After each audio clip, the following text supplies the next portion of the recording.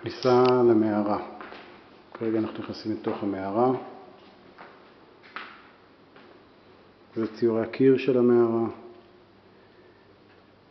זהו הצייר. פה יש אפשרות לילדים לצייר, להראות את כישרונם בציורי קיר על גבי הלוח הזה. פה יש עוד ציורי קיר על המערה.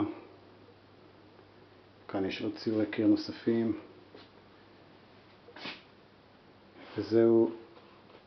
זוהי בובת הנאנדרטל.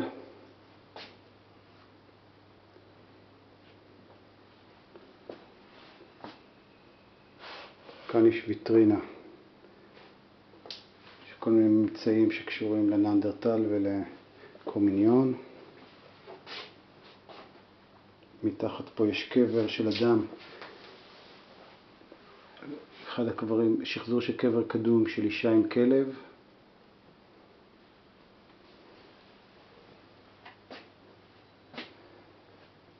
פה יש תיאור בטקסטים על האדם הנאנדרטלי.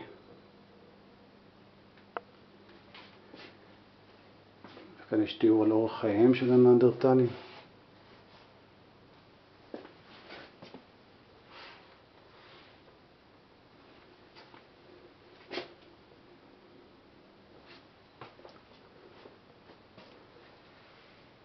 זהו הדוב, דוב המערות.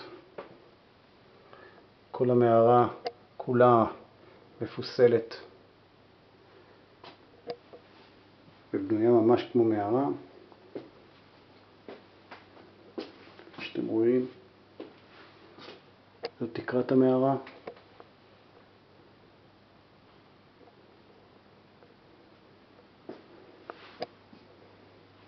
עכשיו אנחנו בדרך החוצה.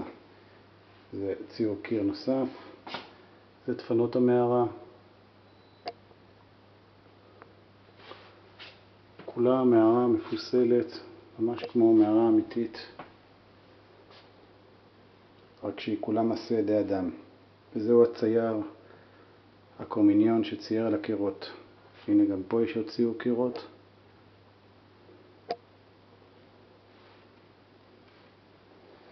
כל המערה פוסלה וצוירה על ידי סטודיו גריזים.